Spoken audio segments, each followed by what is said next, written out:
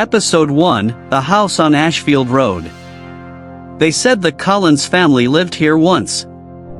Everyone in town remembered them, the father, Henry Collins, a retired teacher with kind eyes, the mother, Claire, always watering her roses at dusk, and the little girl, Emily, who sang to her doll under the oak tree. Everyone remembered them. Except the records didn't. When I bought the old house on Ashfield Road, I thought I was buying silence. A place to breathe again after the divorce, after everything fell apart.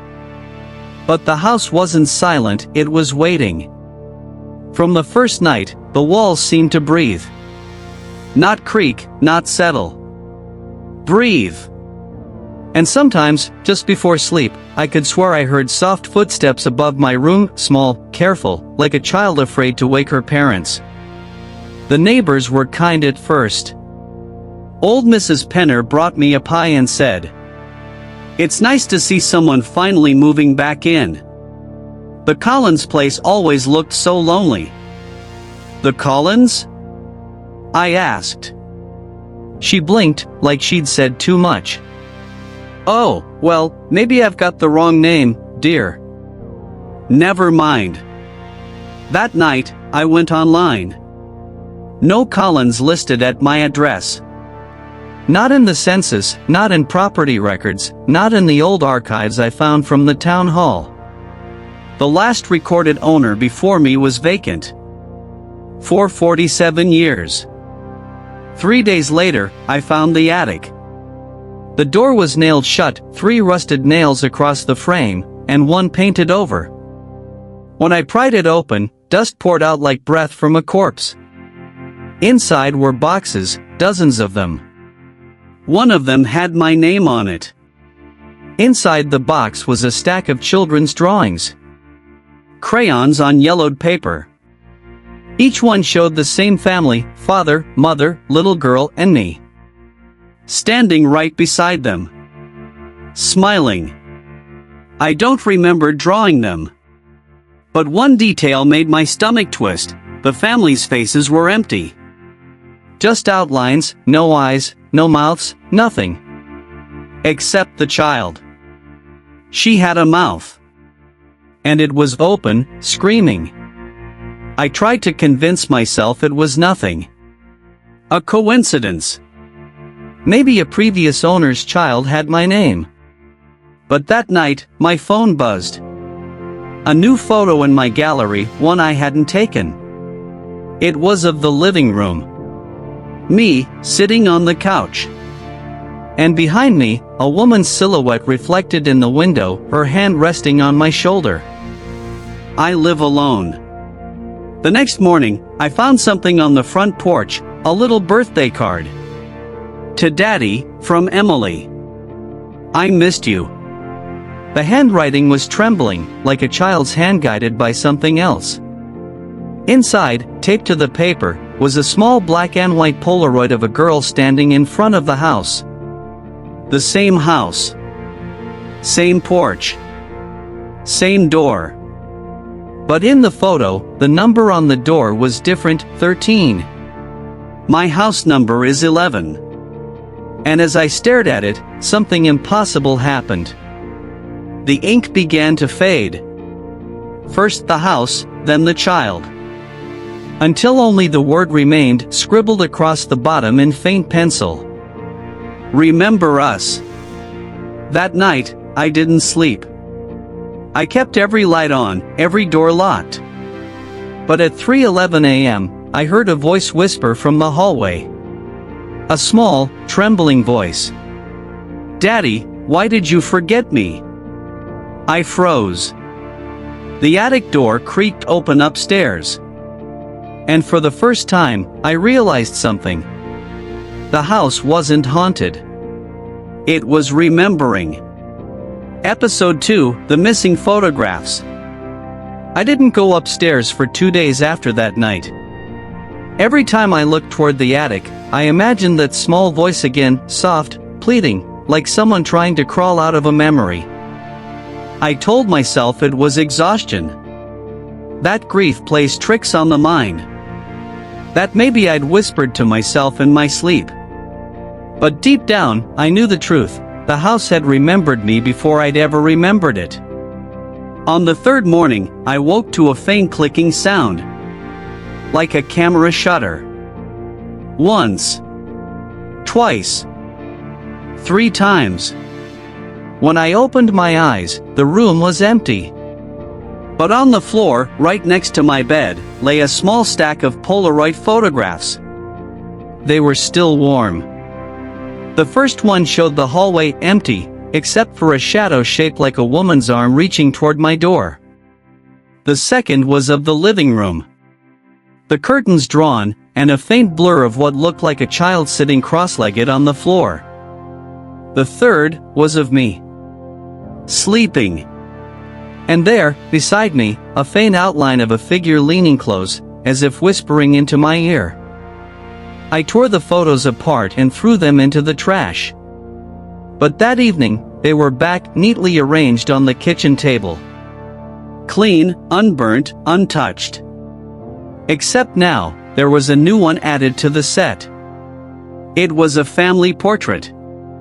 A man, a woman, and a little girl, all smiling in front of the house on Ashfield Road. The photo looked decades old, but the man in it, he was me. I drove to town that night, desperate for sense. At the diner, I showed the picture to the waitress, a woman in her 60s. Her eyes widened. Oh, the Collinses. My mama used to talk about them all the time. Lived right up on Ashfield, didn't they? With that sweet little girl. Emily, I whispered before I could stop myself. The woman froze. How'd you know her name? I didn't answer. When I left the diner, I noticed something strange on the photo. The woman's eyes, Claire's eyes, were looking away before. Now, they seemed to stare directly at me. That night, I set up a camera facing my bedroom door. I wanted proof. Logic. Anything.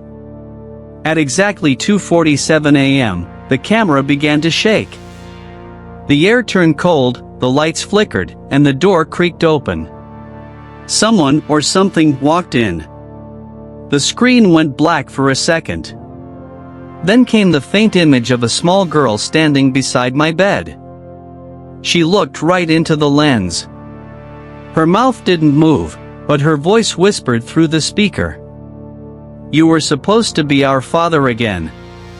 The camera cut off. When I checked the photos saved on the device, every single image, every one I had ever taken, had changed. My face was gone. Replaced by someone else's. Someone who looked happier. I burned the photos again. But as the flames died, the images didn't melt. They bled. A dark, syrupy red oozed from the edges and pooled on the floor, spelling a single word before fading into the wood. Stay. I left the house that night. Drove until sunrise. Slept in the car by a gas station. But when I woke up, there was a Polaroid tucked under the windshield wiper. A new one. It showed me standing in the front yard of the house on Ashfield Road, smiling with the Collins family. And in the back, written in a child's handwriting. Home is waiting. Episode 3, The Voice in the Tape. When I came back to the house, I told myself it was only to collect my things. The clothes, the documents, the laptop. That was it. But as I turned the key in the front door, I heard something from inside.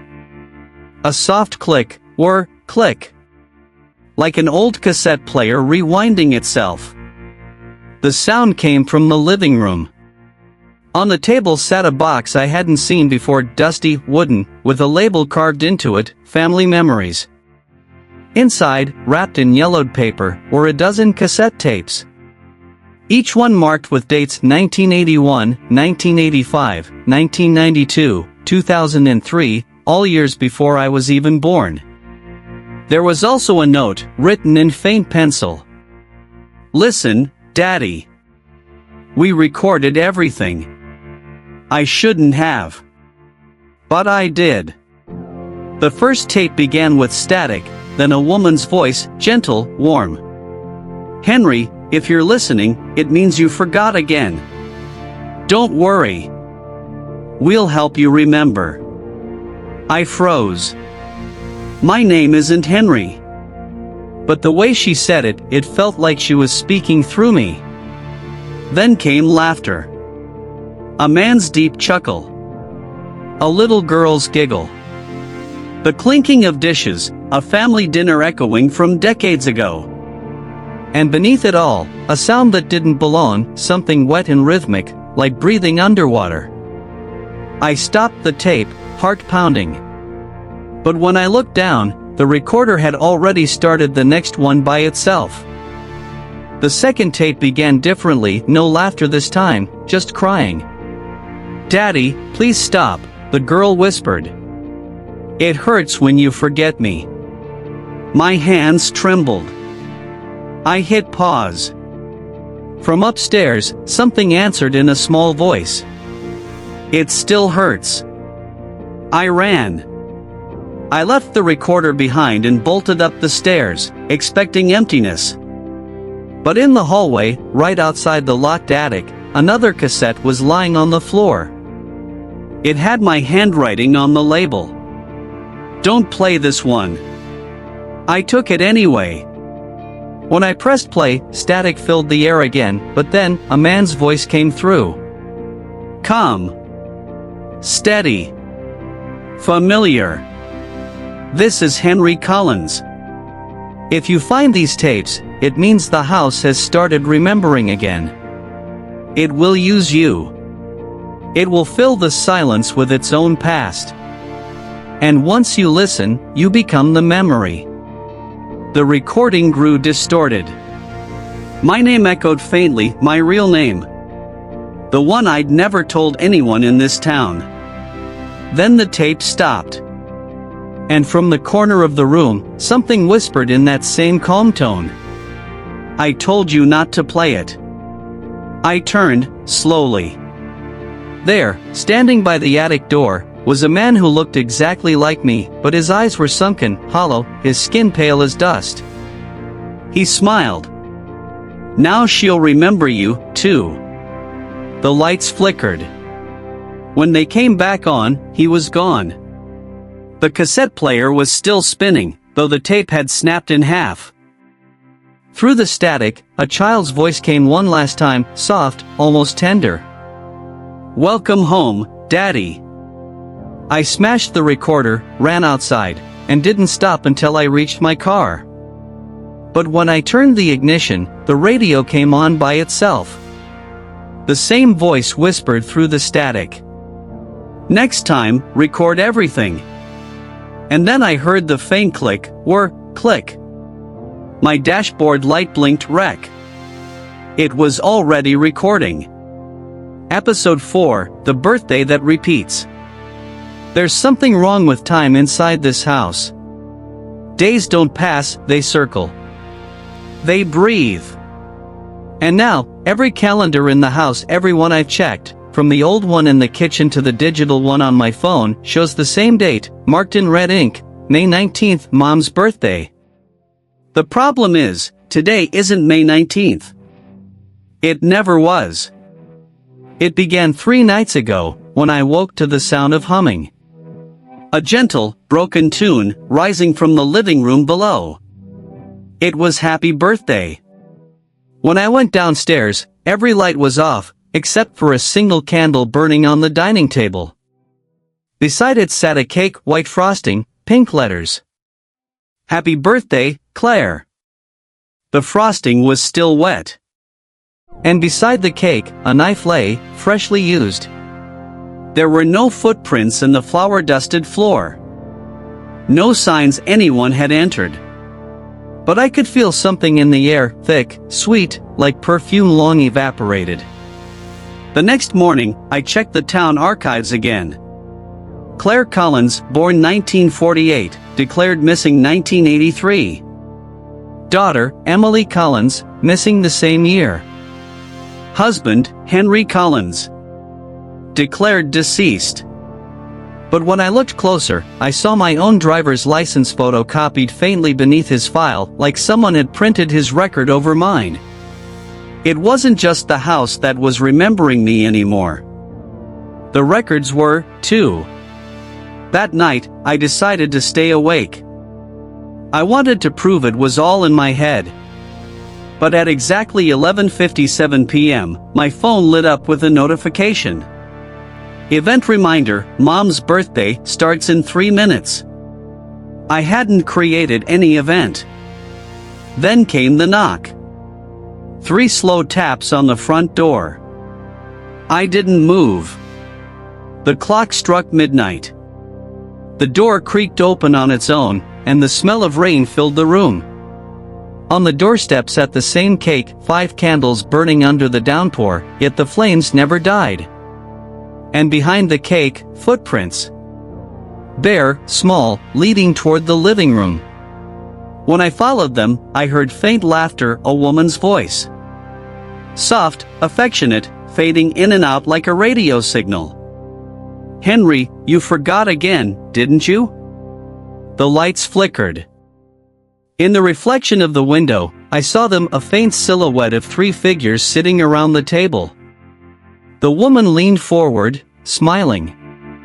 "Blow out the candles, dear. Make a wish." I whispered, "I'm not Henry." She smiled wider. "You keep saying that." Then the candles went out on their own. The next morning, the cake was gone. But written across the wall, in looping cursive frosting, were the words, "Thank you for coming home this year." And below it, a date. May 19th. The same red ink. Only now, the year was different. Next year's date. That night, I checked my phone again. The calendar app was empty except for one recurring event that couldn't be deleted. May 19th, Claire's birthday, repeat every year. No matter what I did, it stayed. And beneath it, in the notes section, something new had appeared. "Don't forget the gift this time." I don't know how many days have passed since. Every sunrise feels the same. Every clock ticks backward when I'm not looking. And somewhere in this looping silence, a woman's voice keeps humming the same broken song, waiting for her husband to return. Waiting for me. Episode 5, The Neighbor Who Forgot. By the 5th week, I had stopped pretending I wasn't afraid. Every night, the air in the house grew heavier, like the walls were listening, storing every word I spoke. Even my reflection had started lagging behind, smiling a second too late. So when Mrs. Penner, my elderly neighbor, knocked on my door that morning, I almost felt relief. A real person. A reminder that the outside world still existed. She stood there with trembling hands clutching a basket of apples. "Thought you might want some company," she said, smiling. It must be lonely, living in the Collins place. That name again. The Collins place? I asked carefully. Her smile faltered. "Well, yes. Henry and Claire's old house. I used to babysit little Emily, you know. Such a sweet child." My throat went dry. "Mrs. Penner, when did you babysit her?" She frowned, thinking. "Oh, that must have been, goodness, maybe 10 years ago? Or was it 20? Her eyes darted to the street, unfocused. No, that can't be right." She pressed a hand to her temple, swaying slightly. I helped her inside, but as soon as she stepped across the doorway, her expression changed. Blank. Lost. She looked around as if she'd never seen the place before. "Whose house is this?" she whispered. "You just said it was the Collins," I reminded her. She shook her head violently. No, I don't know anyone named Collins." I brought her a glass of water, but her hands shook so badly she spilled it over the table. The liquid ran across the surface, forming strange shapes, letters. CALLHER. Then the water soaked into the wood and vanished. I drove her home that evening. She seemed calmer by the time we reached her porch. She thanked me, kissed my hand, and promised to bring more apples. When I looked back one last time, she was waving. But the next morning, her house was dark. Curtains drawn. Mailbox overflowing. I knocked. No answer. The door creaked open under my hand. Inside, everything smelled wrong, metallic, stale. Her living room was covered in photographs. Hundreds of them. Everyone showed the Collins family. The mother, the father, the little girl, and Mrs. Penner smiling beside them. But in each photo, her face was fading. Just a blur, disappearing more and more from frame to frame, until at last there was nothing left but the family. On the kitchen counter sat a small note written in shaking handwriting. "They remember you if you remember them." I made the mistake of remembering. And beneath it, her hearing aid buzzing faintly with static. I picked it up. A whisper came through the speaker, so soft I almost thought it was the wind. "She's part of the family now." When I ran outside, the sun was setting over Ashfield Road, and Mrs. Penner was standing at the edge of her yard. Or, what looked like her. Her eyes were open, but empty, mirroring the same blank stare I'd seen in the Collins photographs. She smiled, lips trembling. "Emily misses you." Then she turned and walked back into her dark house. I tried to follow, but when I reached her door, there was nothing inside. Just a dining table set for four. 4 plates. 4 chairs. And on the 4th plate, written in crumbs and dust, was a single word. Soon. That night, the humming returned. Only now, it came from 2 houses at once. Episode 6, The Family Portrait. The first time I saw the painting, I thought it was a trick of the light, one of those old, warped canvases that shift with your shadow. But no, this one watched me. It hung inside the town's small museum, hidden in the corner of a forgotten exhibit labeled Local Families, 1900 to 1950. And there they were, the Collins family. Claire, Henry, little Emily. And me. The guide, a woman in a navy cardigan, noticed me staring too long. "Ah, yes. That one's peculiar, isn't it?" she said. "No one knows who painted it. It was found in the Ashfield Roadhouse back in the 80s. She leaned closer, lowering her voice. "They say the figures shift over time. Faces changing, clothes aging. But that man," she pointed right at me, "he never changes." I couldn't breathe. The face was identical, same eyes, same scar above the brow, same faint curve of a smile. But the brushwork was old, cracked, as if painted a century ago. "How long has it been here?" I asked. "About 40 years, I believe." I swallowed hard. Then how could I? She cut me off gently. "Don't worry. Everyone asks that eventually." That night, I dreamt of the painting. I was standing inside it. The oil smelled like blood and dust. Claire was beside me, her hands soft but cold. Emily tugged at my sleeve, eyes empty but pleading. "We've been waiting for you to smile again," she whispered. When I woke, there was paint under my fingernails. I returned to the museum the next morning, desperate to prove it wasn't real. But when I reached the gallery, the room was sealed off, temporarily closed for restoration. Through the glass window, I could still see the painting. Only now, the man's eyes were following me directly. And Claire's hand rested on his shoulder. Mine. I called the curator later that afternoon.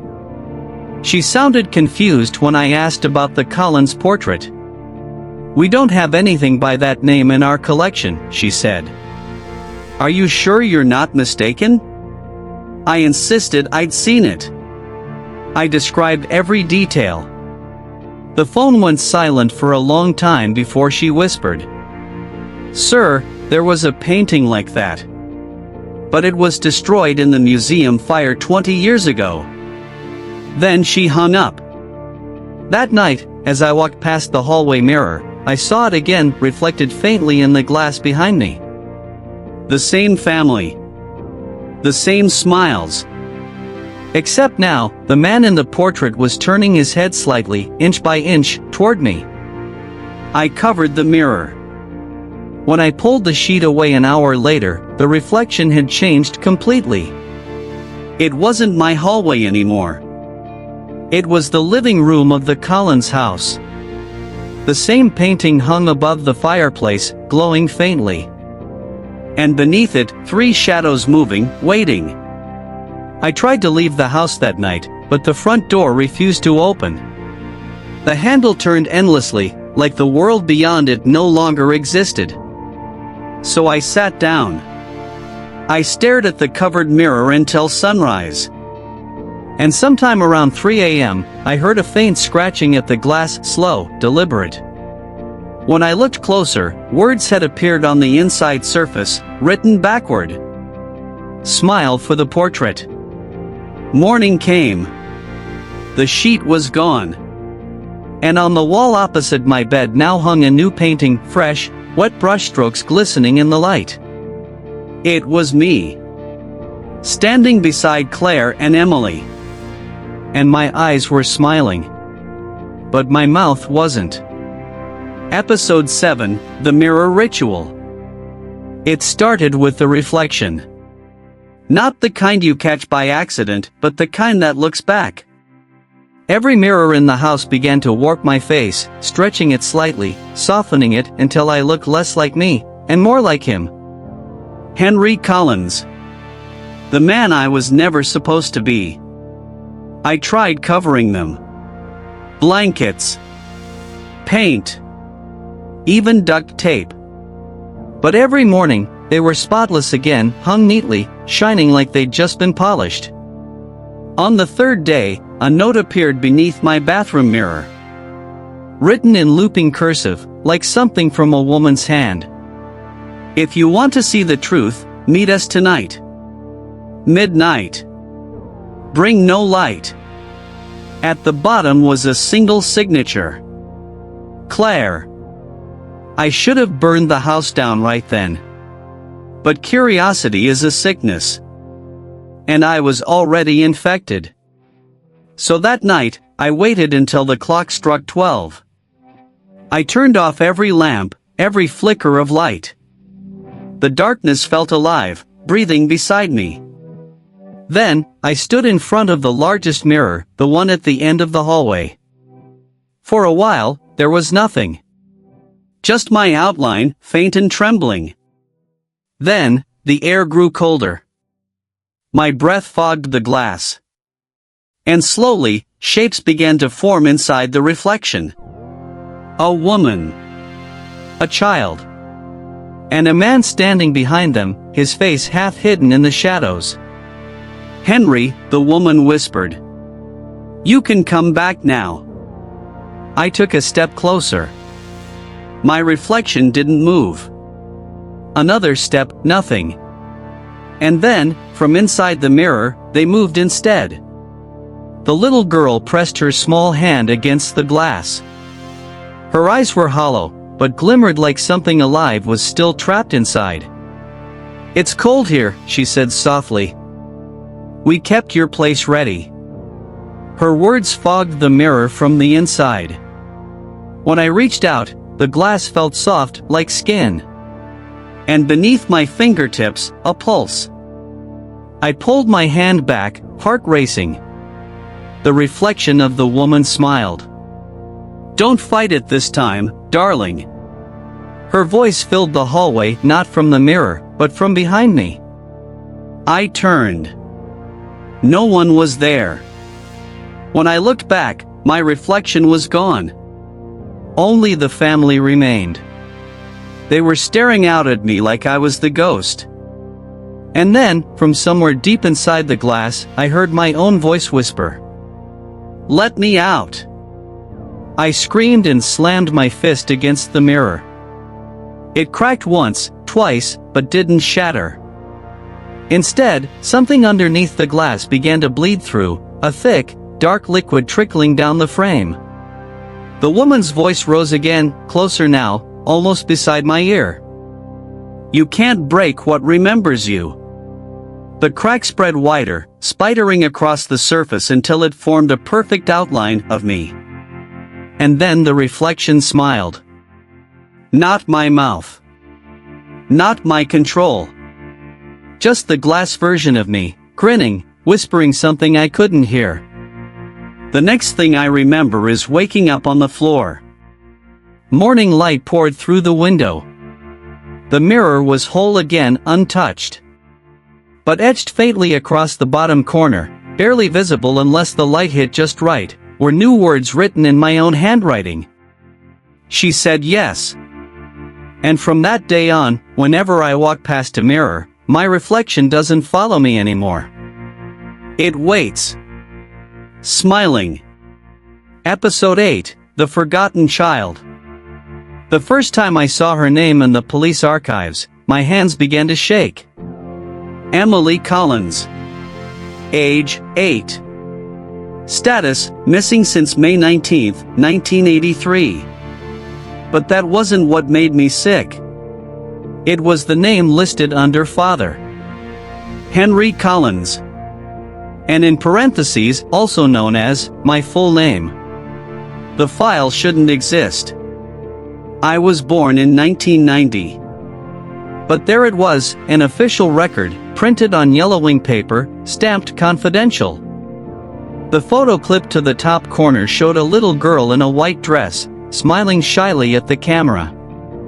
Behind her, blurry in the background, was a man with my exact face. The same tired eyes. The same scar. The same impossible resemblance. I slammed the file shut, my pulse hammering in my ears. The clerk at the archive desk looked up, startled. "Everything okay, sir?" I wanted to say no. To scream. To tell her this was wrong. But the words came out different. Yes. I was just looking for my daughter. She nodded slowly, pity softening her expression. "You're not the first one." That night, I printed the photo, trying to convince myself it was a trick. A mistake in the records. But the longer I stared at Emily's face, the more familiar it felt. Not in the way you recognize a stranger. In the way you remember someone you loved once, long ago. I heard humming again, soft, broken, drifting from upstairs. The same tune. The same happy birthday. I followed it to the attic. The air up there felt older, heavier, like the dust was breathing. And then I saw them. Drawings. Hundreds of them, pinned to the walls, crayon sketches of a family. The mother. The father. The little girl. And written on every one, in shaky child's handwriting. "Daddy will come back soon."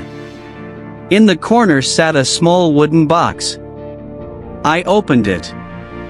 Inside were the same cassette tapes I destroyed, the ones that recorded new sounds each time I played them. Only now, there was one more. A new label. Emily, final recording.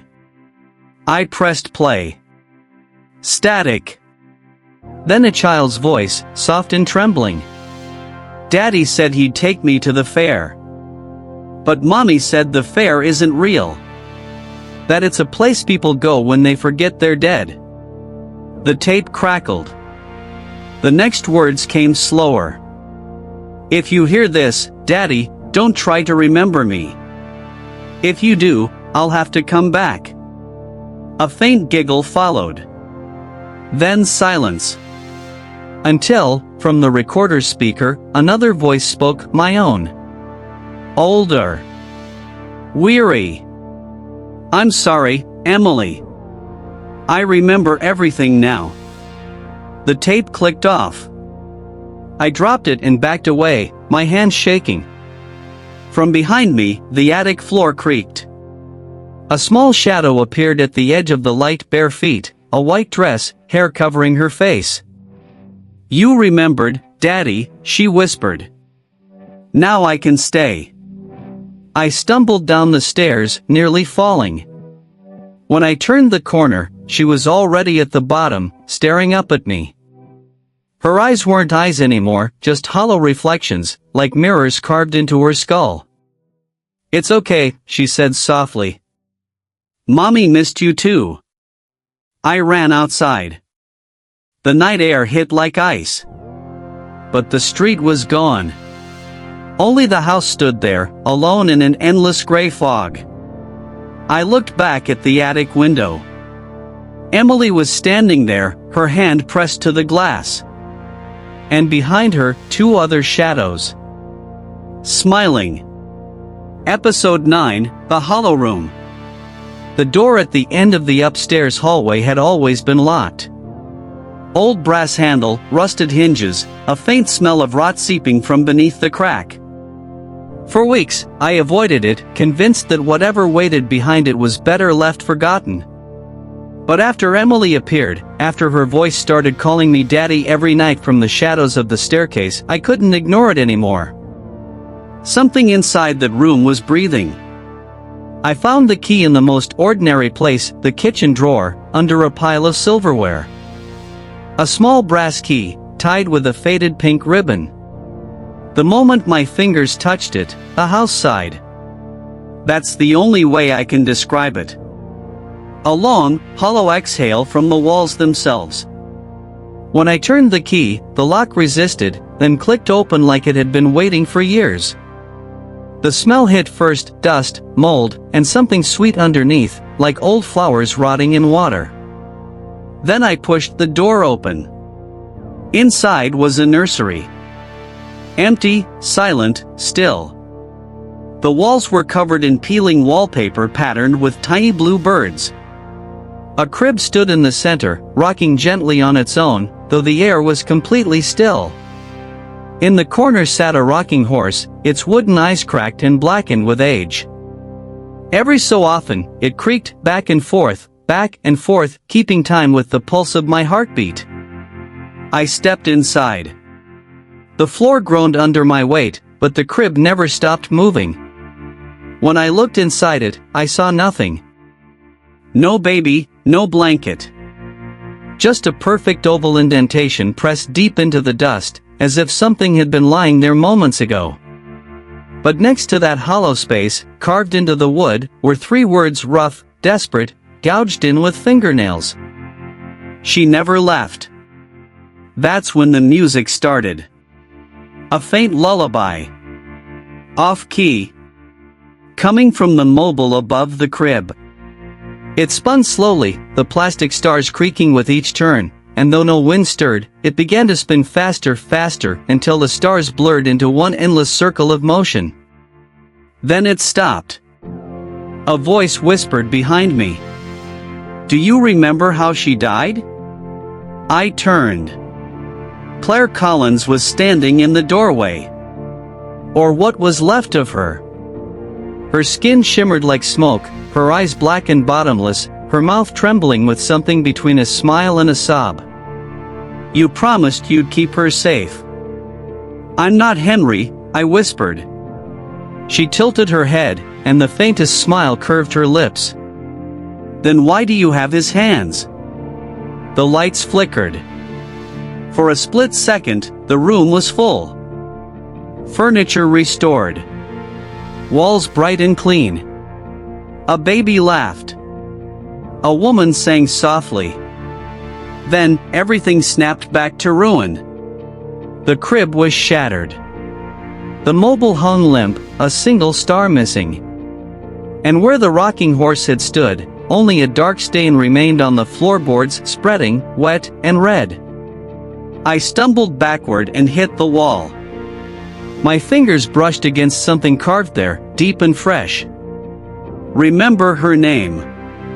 I ran, slamming the door behind me. But even from the hallway, I could still hear it, the faint rhythm of the crib, creaking gently in the dark, keeping time with something that wasn't my heartbeat anymore. When I reached the stairs, I looked back one last time.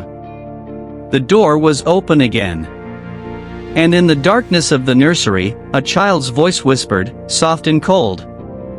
"You forgot me once, Daddy. Don't do it again."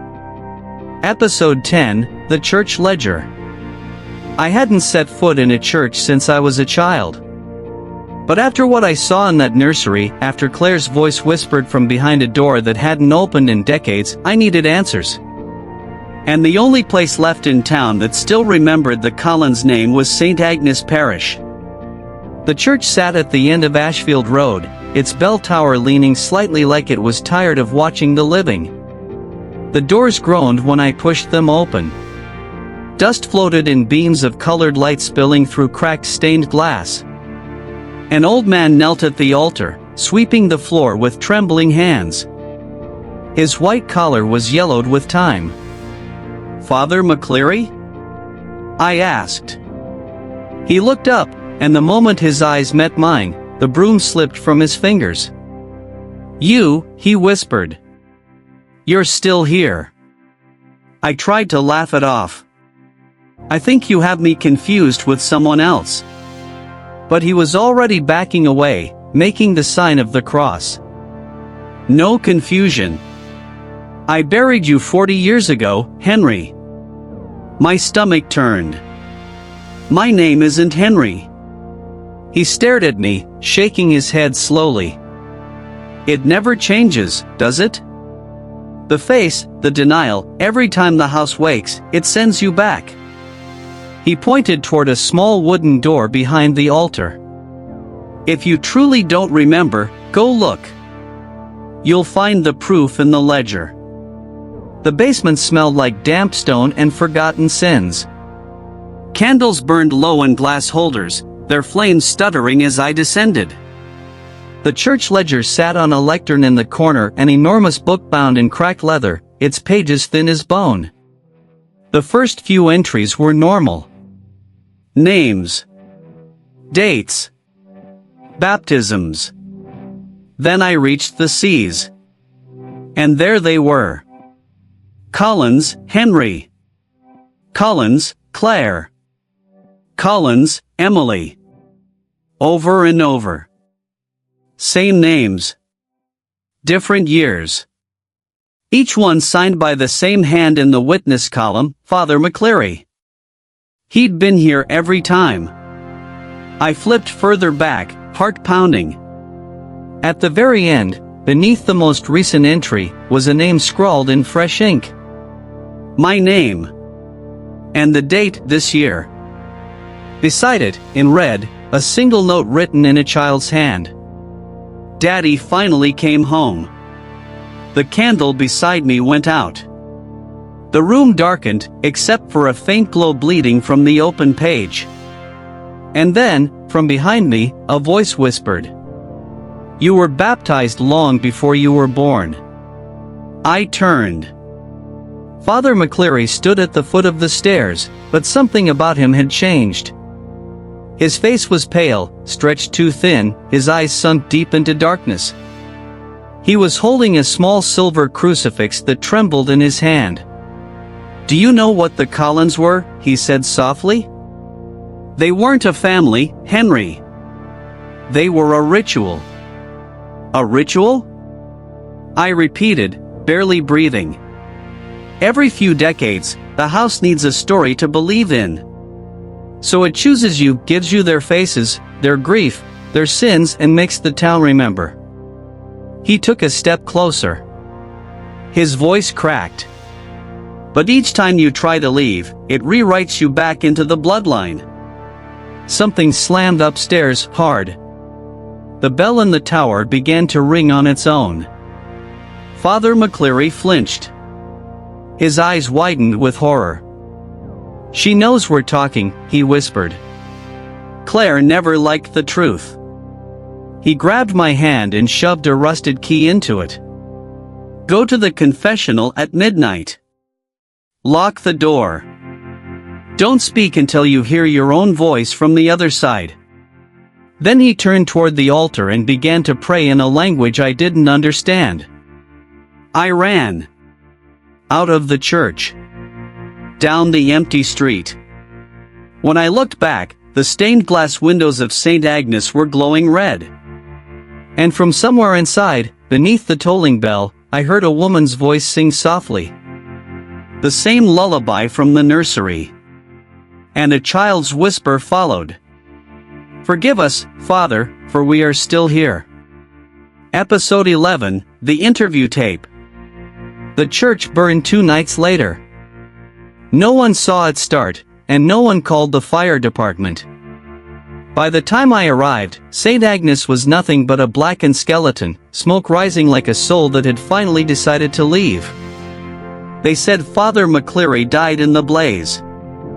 But when they pulled what was left of his body from the confessional, he was sitting upright, mouth open, eyes wide, as if he'd been listening to someone speak. And in his lap lay a cassette tape. Labeled in faint pencil, interview number 43, subject, Evelyn M. I played it that night. A man's voice first, official, detached. Interview 43, May 24, 1983. Subject Evelyn Moran, resident of Ashfield Road. Regarding the disappearance of the Collins family. Then came her voice. Breathy. Uneven. Terrified. "You keep calling them a family," she said. But they weren't. They were a pattern. The man hesitated. "A pattern?" "They come back," she whispered. "Different names. Same faces. They borrow people. They wear them until the town believes. Then they disappear, and we forget. But the house remembers." There was a long silence. Then the interviewer asked, "How do you know this, Evelyn?" Her breathing quickened. "Because I was their daughter. Once." The tape distorted. A low hum crawled through the speakers, like wind moving through bones. Then Evelyn spoke again, different this time, slower, deeper. "He's back now." The man stammered, "Who?" A pause. "Henry. The father. He always comes back first." The next sound was a chair scraping violently. The interviewer shouted something, but his words were swallowed by static. Then a soft child's laugh echoed through the recording, layered over the noise. And faintly, beneath it all, my own voice whispered, "You shouldn't have remembered her name." I froze. I rewound. Played again. Same words. Same tone. Same voice, mine. I tore the tape from the recorder and threw it across the room. But it kept playing. From the floor, the speaker hissed and crackled until a woman's voice emerged. "Henry, darling, bring her home."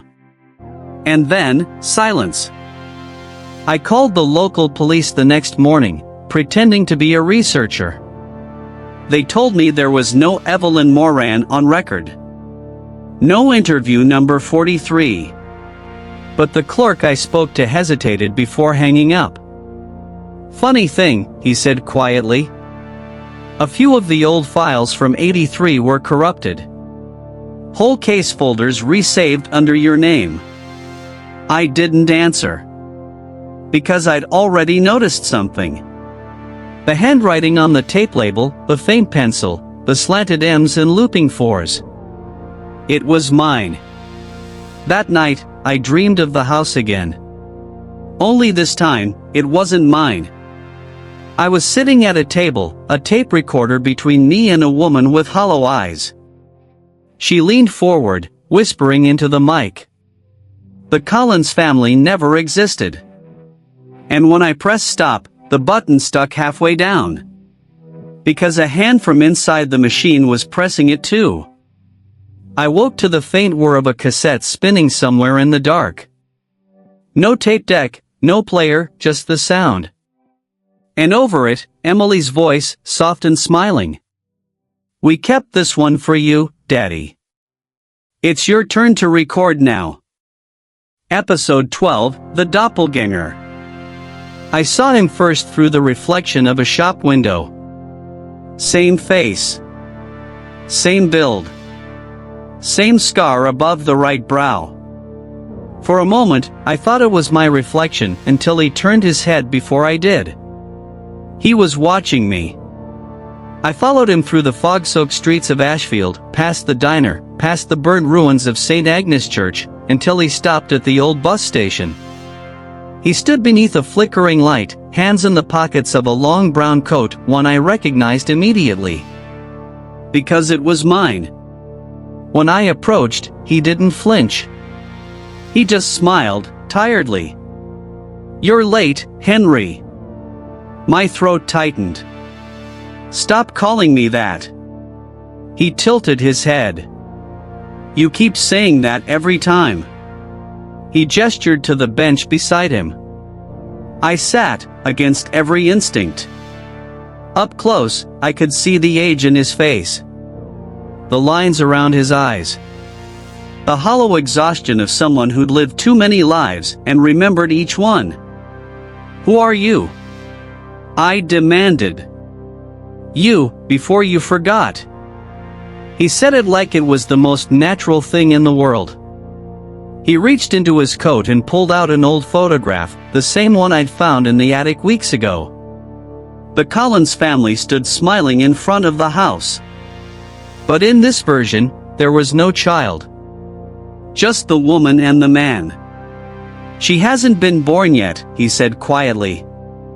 "What are you talking about?" He looked at me, pity soft in his eyes. "The house doesn't haunt you, Henry. It creates you. Every few decades, it writes the Collins family again, using pieces of whoever stumbles inside. You, me, we're just its drafts." My voice broke. "That's not possible."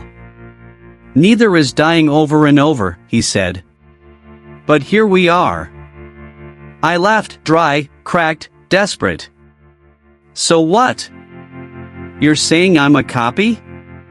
He nodded slowly. "A fragment. The house remembers what it needs. A father to hold the story together. When one version burns out, it writes another. The same face.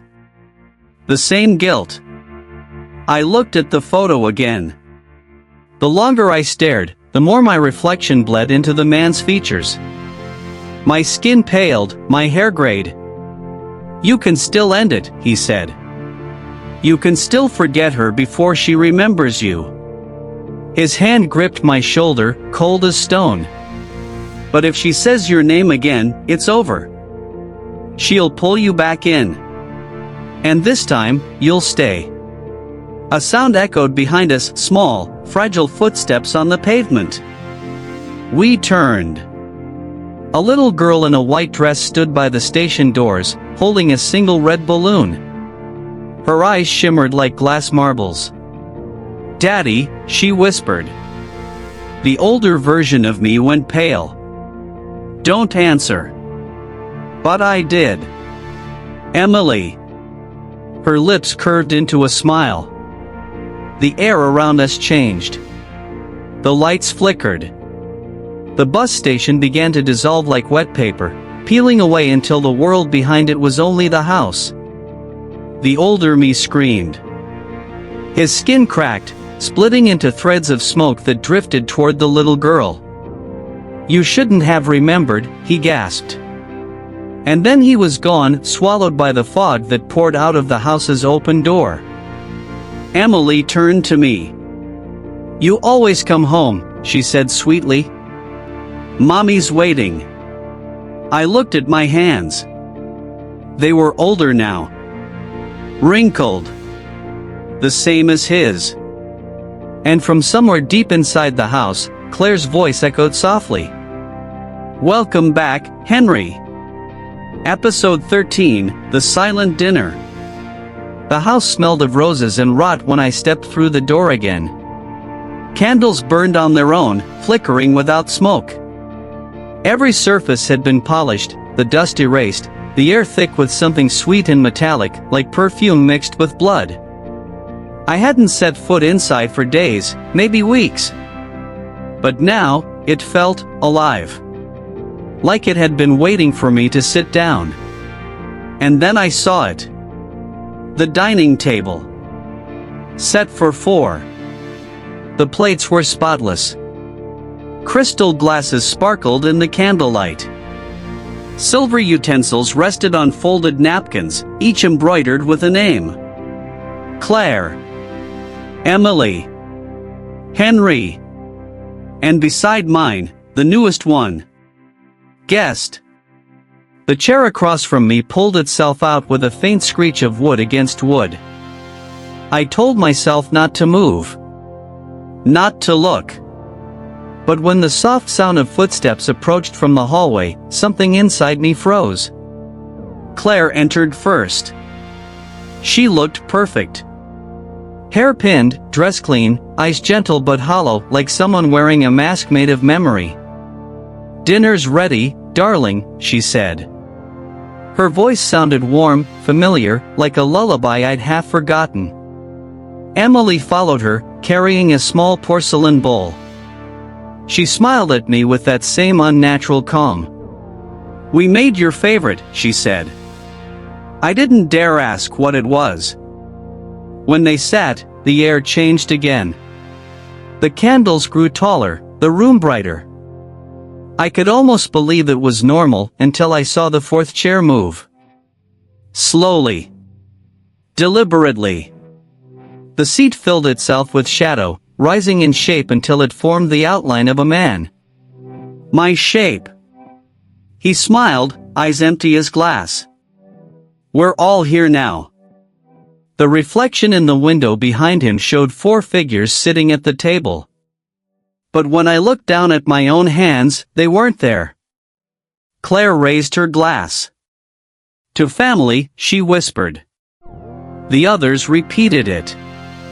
Emily giggled softly, her voice distant, as if underwater. I tried to speak, to move, to scream, but my throat refused. My jaw locked in place, my tongue pressed flat. Claire turned toward me. "It's rude not to eat, Henry." The plates filled themselves. Meat.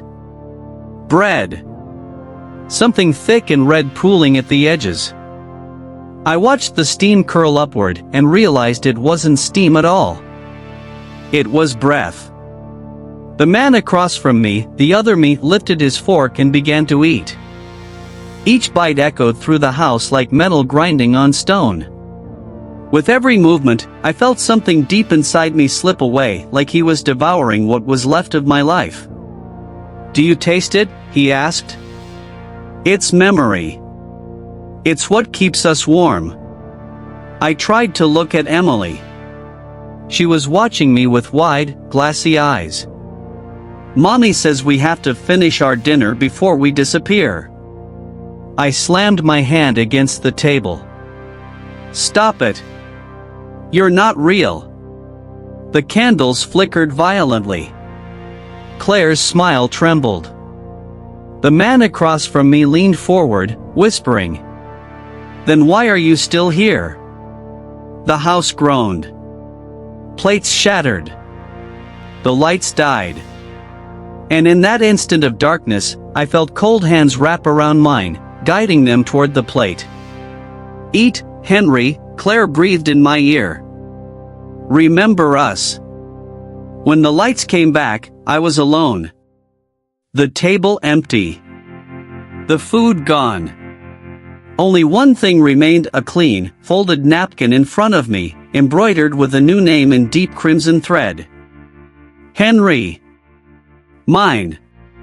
From somewhere deep in the house, a child's laughter echoed, followed by the soft clinking of cutlery. Dinner was over.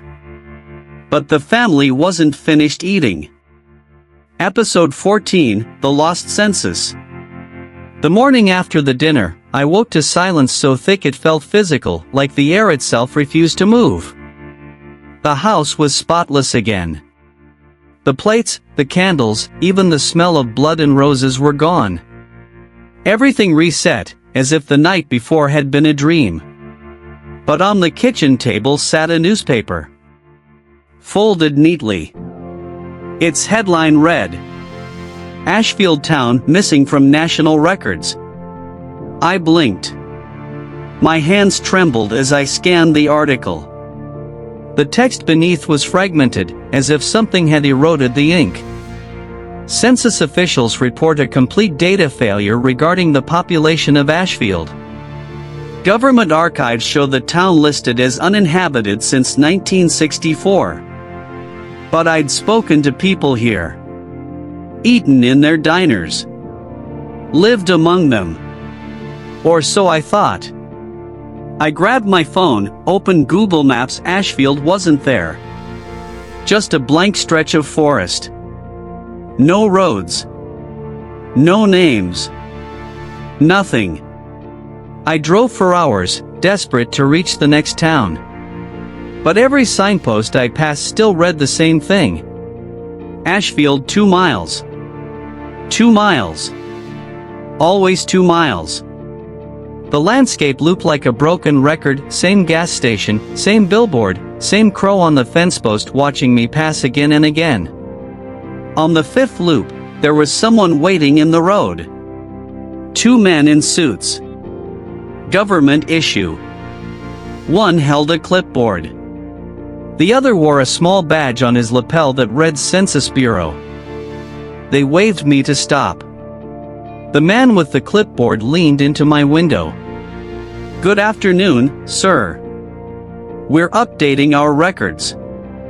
Can you confirm your residence?" "Ashfield," I said automatically. He frowned. His pen hesitated. "Ashfield doesn't exist, sir." "Of course it does," I snapped. "You're in it." The other man leaned closer. His voice was colder. "Then perhaps you can explain this." He handed me a thin sheet of paper. My name was at the top, typed neatly in bold. Below it, "Status, missing, declared 1983. Last known address, 11, Ashfield Road. Household members, Claire Collins, Emily Collins, Henry Collins." My blood ran cold. "This is wrong," I whispered. The man with the badge nodded slowly, pity in his eyes. "They always say that." I tried to hand the paper back, but when I looked down again, my hands weren't my hands anymore. The skin was older. The veins darker. The name on the page shifted before my eyes, my signature warping, reforming. Henry Collins. I tore it apart, but the men were already gone. The road empty. Only the sound of the wind remained. When I finally returned to the house, the newspaper was still on the table. But the headline had changed. Collins family returns to Ashfield after 40 years. And beneath the photo of the house, there was a caption. Neighbors report seeing lights on again at 11, Ashfield Road. The Collins family appears unchanged, despite decades missing. My reflection stared up from the page, smiling, hand in hand with Claire and Emily. I ran to the mirror. My face looked the same, but my eyes weren't mine. They were his. The glass rippled faintly, like the surface of a pond. And from deep inside the reflection, I saw them standing behind me again, Claire and Emily, waiting. The world forgot us, Claire whispered. But the house never did. Emily reached for my hand. Her touch was ice. Don't be scared, Daddy. We're all that's left. The reflection smiled. And in that moment, I understood. The town didn't vanish. It was consumed. Swallowed whole by the memory of one family that refused to die. And I was the last one the house needed to finish its story. Episode 15, The Memory Infection.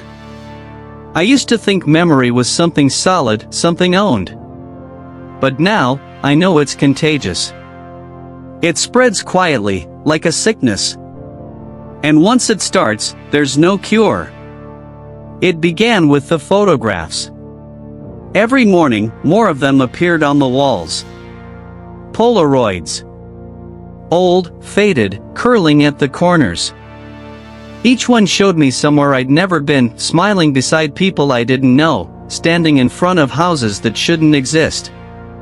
One photo showed me at a birthday party, candles lit, Claire's hand resting on my shoulder.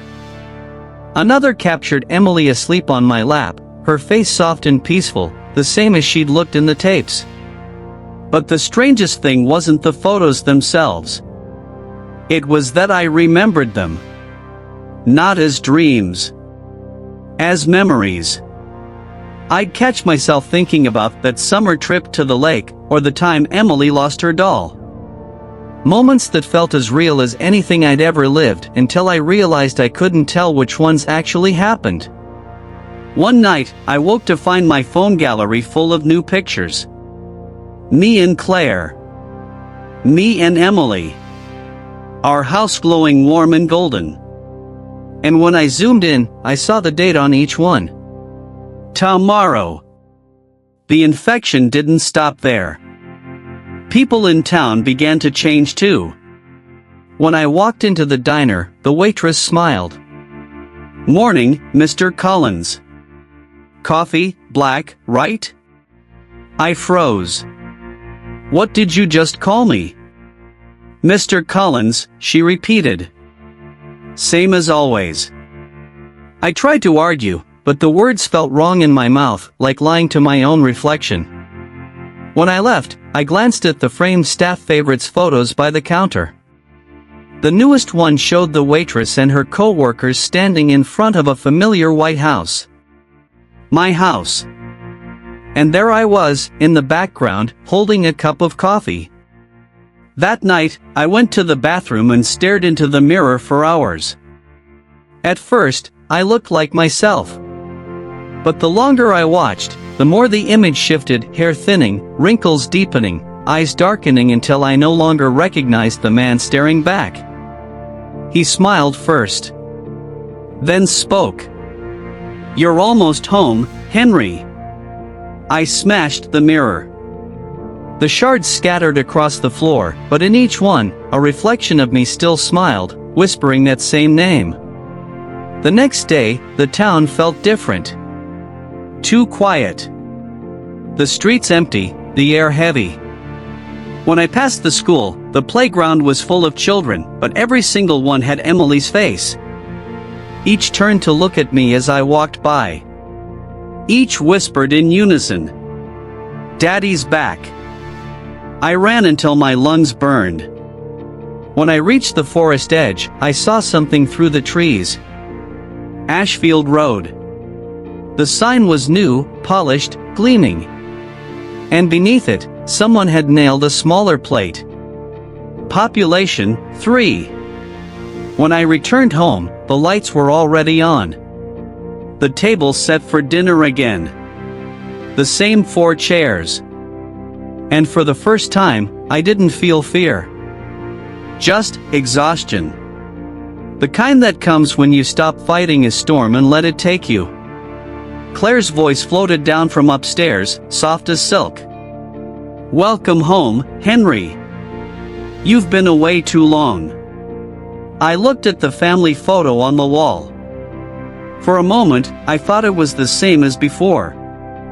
But then I noticed something new. A 5th figure standing beside us. a child I didn't recognize. Her eyes hollow. Her smile identical to mine. Underneath, in a child's careful handwriting, was a single line. The Collins family, complete again. And in that moment, I realized something horrifying. The infection wasn't spreading to me. It was spreading from me. Episode 16, The Root of Creation. I hadn't slept in days.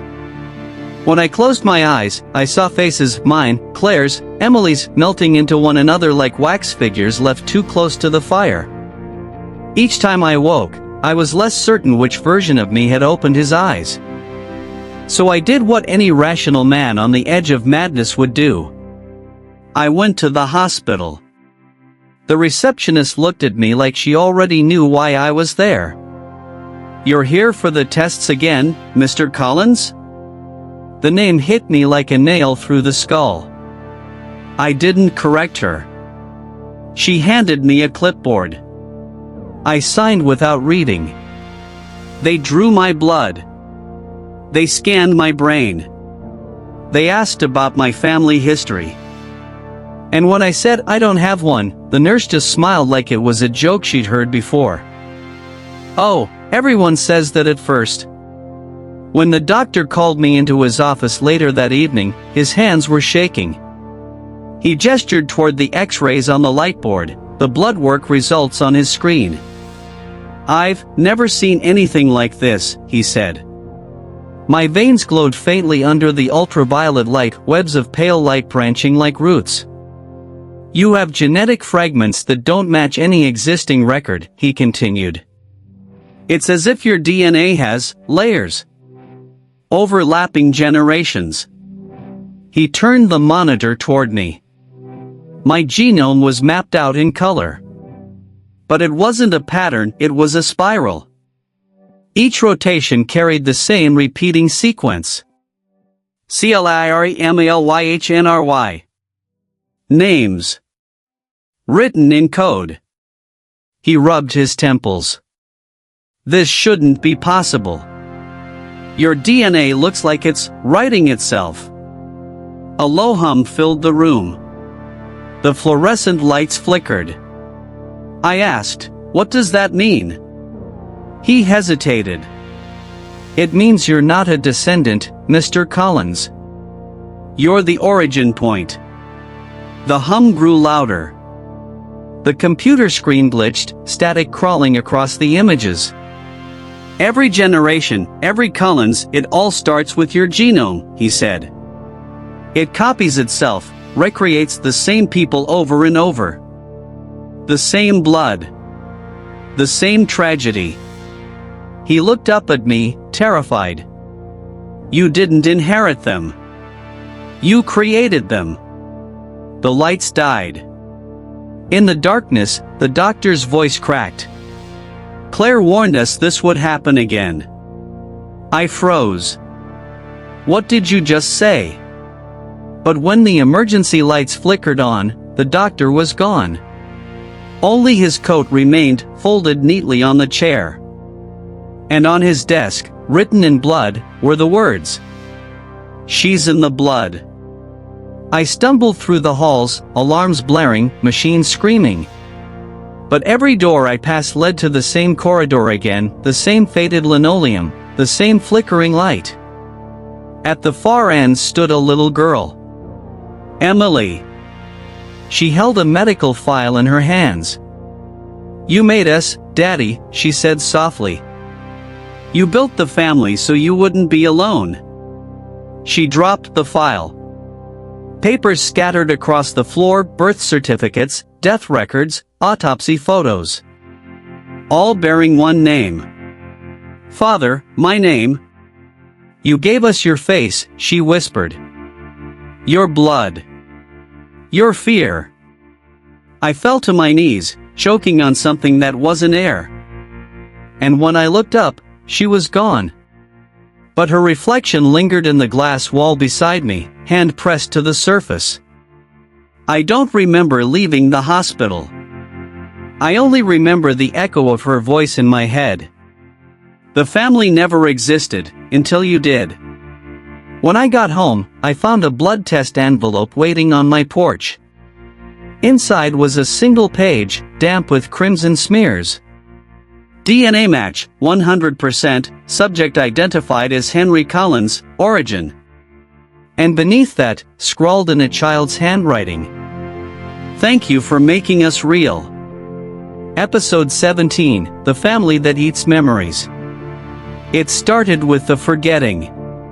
Small things, at first, my old address, the name of my childhood friend, the smell of rain in the town where I grew up. Each morning, more of me was gone. But the Collins, they were sharper than ever. Claire's laughter followed me down empty hallways. Emily's voice hummed lullabies when I tried to sleep. They were becoming realer, while I was dissolving. That's when I realized. They weren't haunting me. They were feeding. A hospital report said my DNA rewrote itself. But it wasn't just my body changing, it was my mind. Whole memories flickered, rewritten with new faces, new names. I found a photo of my parents, once ordinary people, smiling at the beach. When I blinked, their faces shifted. Claire.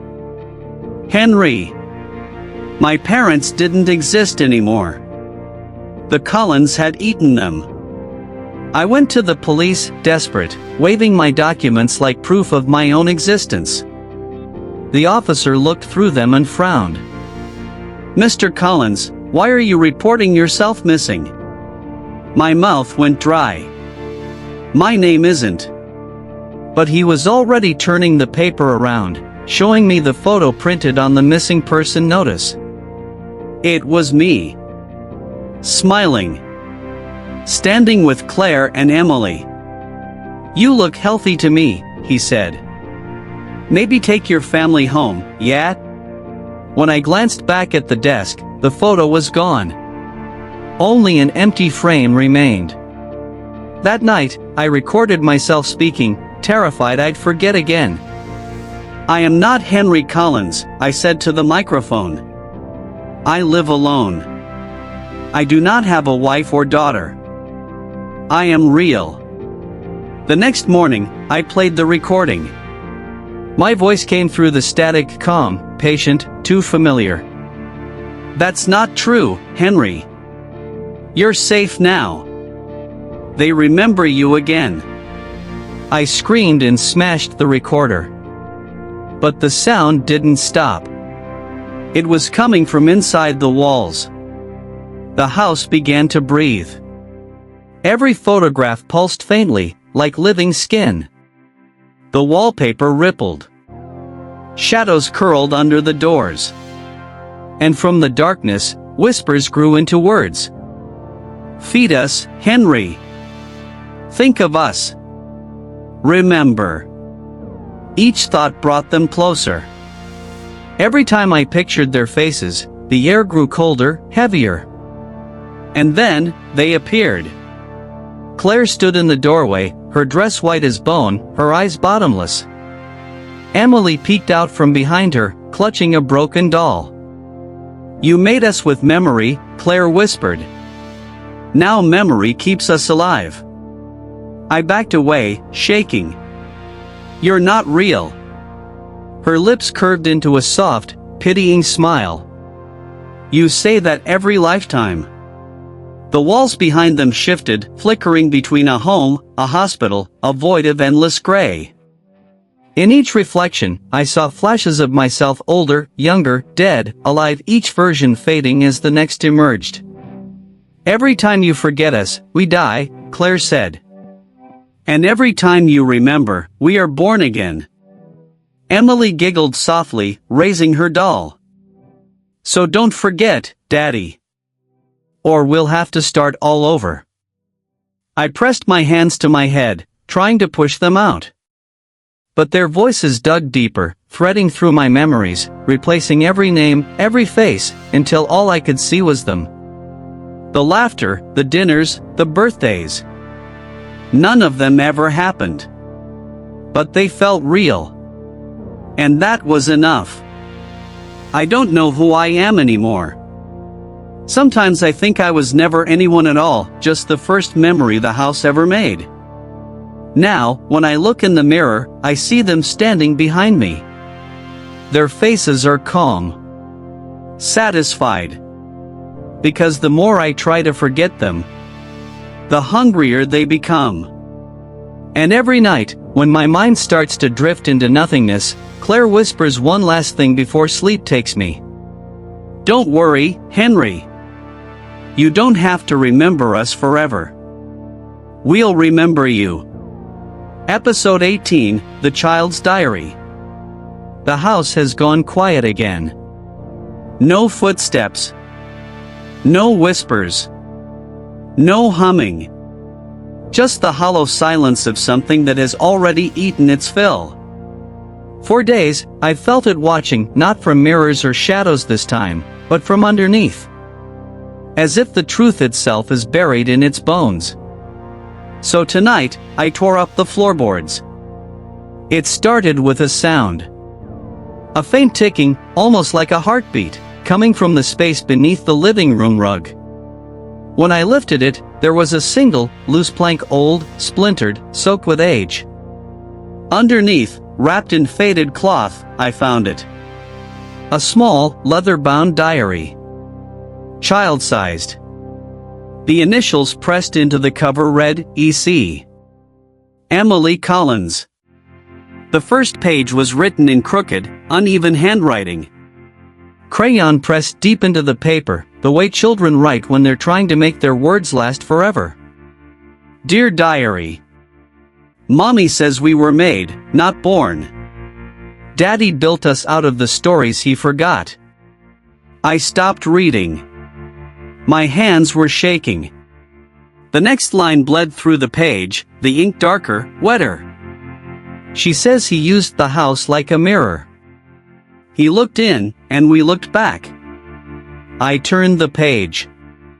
Each entry grew stranger, the language older, too mature for a child, as though something else had begun writing through her hand. He missed his family, so the house gave him one. He wrote us into being. We were supposed to make him feel real again. Beneath that, a smeared drawing. A man at a desk, scribbling in a book, while three shadows stood behind him. Their faces were blank. But one, taller, older, was me. The later entries were frantic, the words almost carved into the paper. He forgot again. He always forgets. Every time he tries to leave, the house makes him remember.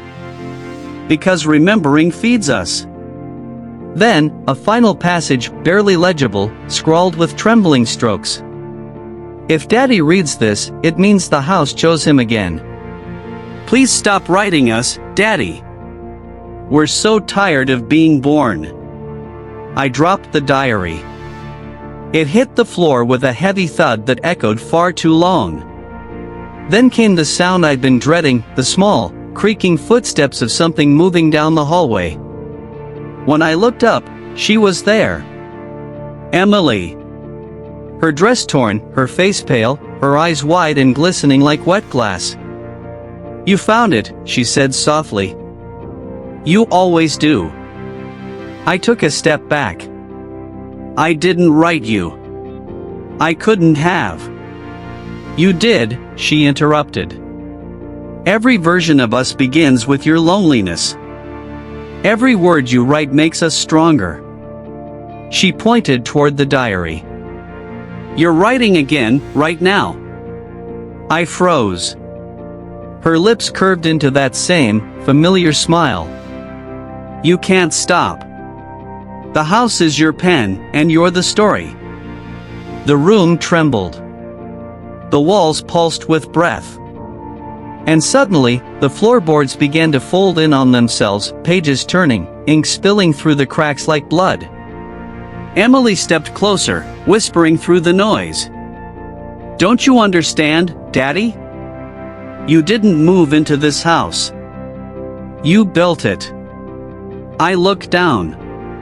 The diary had reopened by itself, ink spreading across the blank pages, forming new words. Episode 18, The Child's Diary. And beneath that, in fresh, dripping script. Written by Henry Collins. When I looked back up, Emily was gone. Only the diary remained, still writing. And this time, the words were mine. But I don't remember writing them.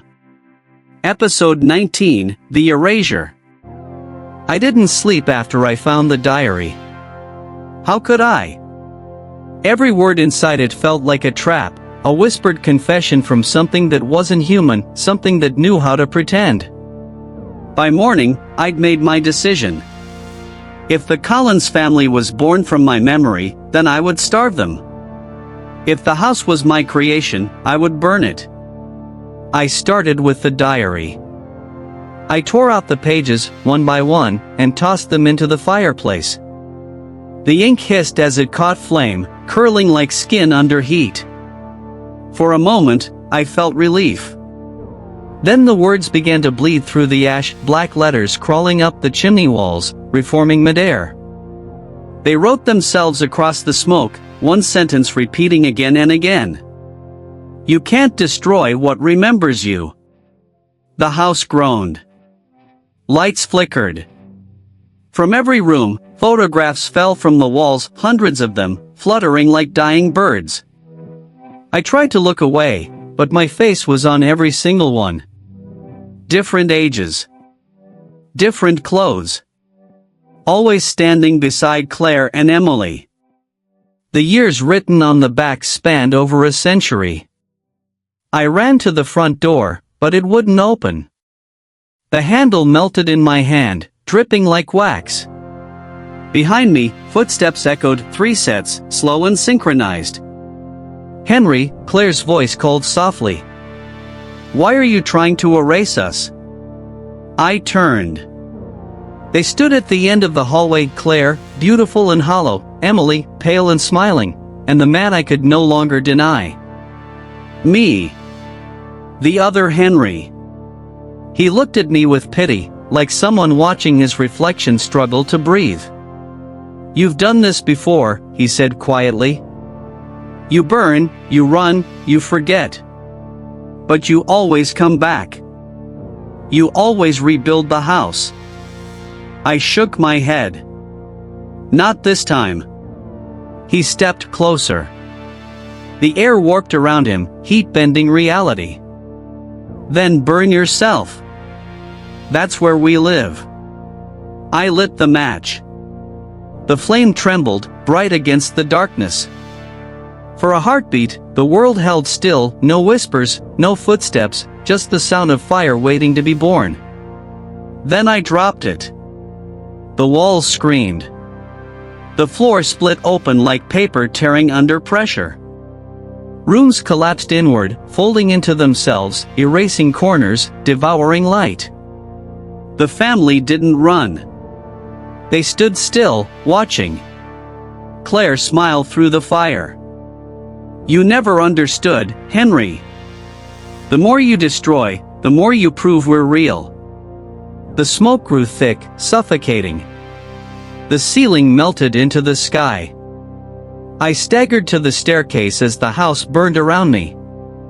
Each step vanished beneath my feet. Each breath erased part of my memory. My name. My face. My voice.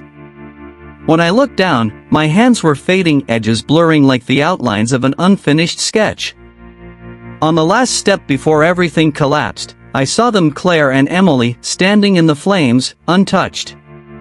Emily waved. Don't be scared, Daddy. You'll remember again soon.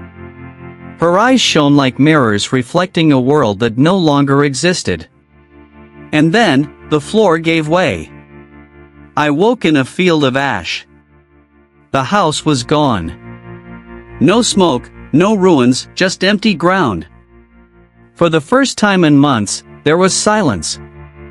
Until I felt something in my pocket. A Polaroid. The edges were scorched, the image half burned. But it was clear enough to see. The Collins family, smiling in front of a house that no longer stood. And at the bottom, written in a child's hand, "Welcome home." Episode 20, Epilogue, The Realtor's Note. 40 years later, Ashfield returned to the maps. A new development, they said. Modern countryside living, the billboards promised. Fresh roads. Fresh homes. A clean slate. No one remembered the name Collins anymore. At least, not yet. The young couple arrived on a quiet afternoon. Evan and Marissa Dale, newlyweds, bright smiles, city accents still clinging to their words. The realtor met them at the gate of the freshly restored property. Number 11, Ashfield Road. The house looked brand new, white paint, gleaming windows, a garden bursting with color. But beneath the perfume of lilac and pine, there lingered something faint, metallic. Something that smelled like memory. The realtor's smile was fixed, rehearsed. "Built right on the foundation of the old home," she said cheerfully. "A real piece of history." "Who lived here before?" Marissa asked, running her hand along the banister. The realtor hesitated for the briefest second, then recovered. "Oh, an old family. Lovely people. The Collinses, I believe." Evan frowned. "Never heard of them." "No one really has," the realtor replied. "But the house certainly remembers." She handed him a brass key tied with a faded pink ribbon. That night, the couple moved in. They laughed, unpacked boxes, opened wine. The house creaked softly, almost like it was joining in. When Evan stepped outside to fetch another box, he noticed something strange. A small Polaroid tucked under the front porch light, edges yellowed with time. It showed a family of 3, father, mother, and a little girl, standing proudly in front of the same house. The ink at the bottom had almost faded, but the words were still legible. "Home at last." He smiled faintly, assuming it was left by the previous owners. Inside, Marissa was staring at the living room wall. "Evan," she whispered, "come here." He joined her. A faint outline had appeared beneath the fresh paint, shapes, blurred but unmistakable. 3 silhouettes. A woman. A man. And a child between them, holding their hands. He blinked. The shapes were gone. The lights flickered once, then steadied. Later that night, they heard it. A sound from upstairs. Soft. Rhythmic. The creak of a rocking chair, moving on its own. Marissa sat up in bed, holding her breath. "Did you hear that?" Evan nodded slowly. From the hallway came a faint humming, an old lullaby, off-key, broken in rhythm but sweet in tone. He tried to laugh it off. "Must be the wind." But the wind doesn't hum. When morning came, they found a note slipped under their door. No handwriting, just the imprint of letters pressed into the paper, as if written from the other side. "Welcome home, Henry." Evan frowned. "Who the hell is Henry?" Marissa didn't answer. She was staring at the Polaroid again. The family in the photo looked the same, except now, there was something new. A 4th figure. Standing beside them. Evan. That night, the realtor closed her office. As she locked up, she paused at her desk, glancing at the new listing on her calendar. Lot 11, Ashfield Road. Status, occupied. She smiled faintly, whispering to herself. Lovely people. The Collins family never stays empty for long. Then she opened a drawer and placed another Polaroid inside, one of many. Each labeled the same way. each showing a different couple, a different time, the same house. And written in faint, childlike script beneath every photograph. Remember us.